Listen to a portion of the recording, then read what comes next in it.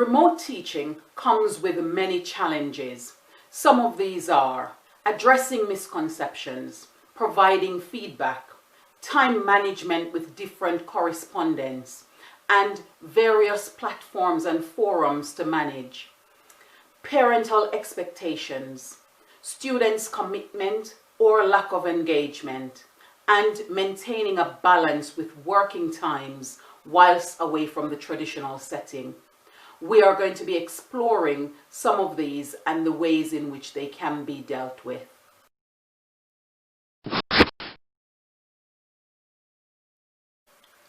One of the main challenges is that you are not there to really see what students are struggling with and how to fix their misconceptions.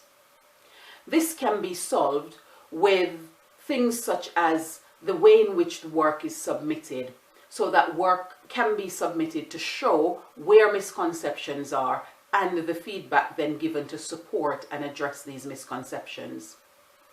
It does mean that more time is needed to look at the work students are completing thoroughly and providing them that feedback that they need to move forwards in their learning. To manage this workload, learning activities can be provided from platforms that mark work and give feedback for students where this is applicable. In subjects or subject areas where it is not a case, working on projects that builds up to a final piece of work, sharing sample work, providing success criteria in paper or video format will support in reducing the overall workload.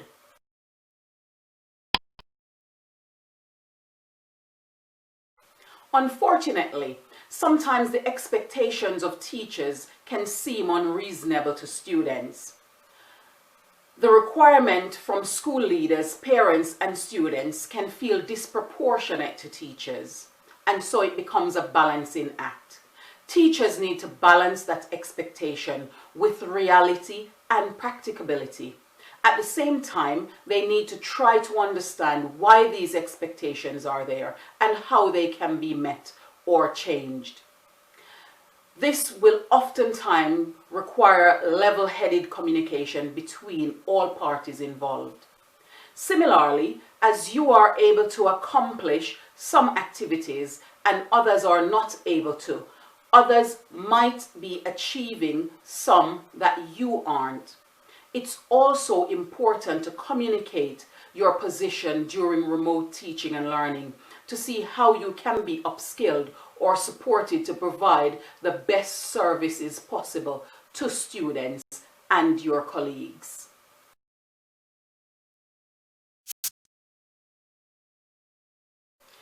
The number of communications are increased and more frequent in remote teaching than in face-to-face teaching. The need to monitor the different communication and manage the various platforms, all whilst maintaining a healthy work-life balance, needs to be looked at closely. Between communicating with colleagues, parents, and students, providing written feedback, phone calls, and contact outside of working hours are all relevant matters to be considered and decisions made to ensure the working life balance is not put out of sync.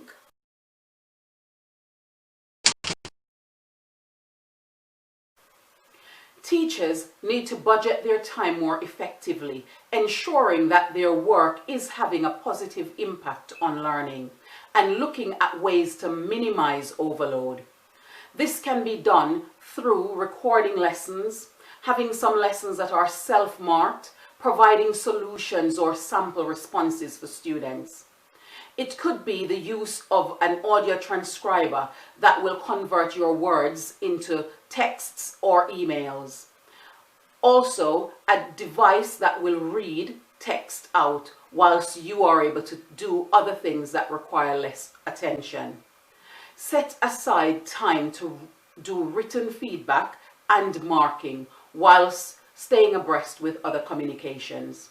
Teachers, most often than not, want for their students to excel, and as a result they make unhealthy compromise to make that happen. Plan your time more strategically to manage the workload as best as possible while striking a smooth balance.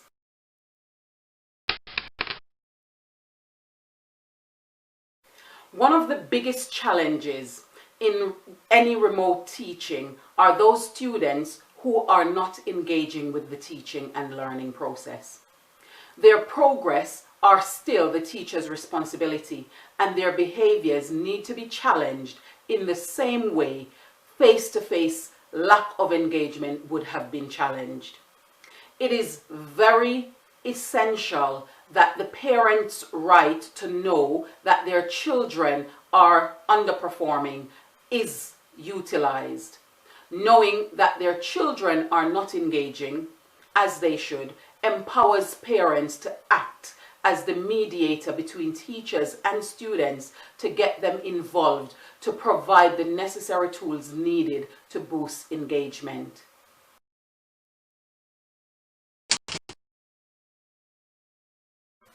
Some parents will be very aware of the level of support that you as a teacher are providing for their children and will be very appreciative. There are those parents who will complain and point the blame. Remote teaching and learning is a challenging experience for all, and especially parents who are seeing their children struggle and want to support them. Colleagues that are going between are caught in an awkward position and are merely conveying what they were told. Teachers have the responsibility to ensure that they provide the best support possible for their students.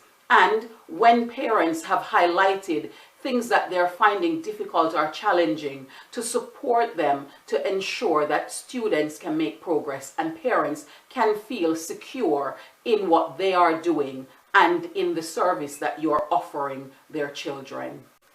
Change is inevitable, yet never easy.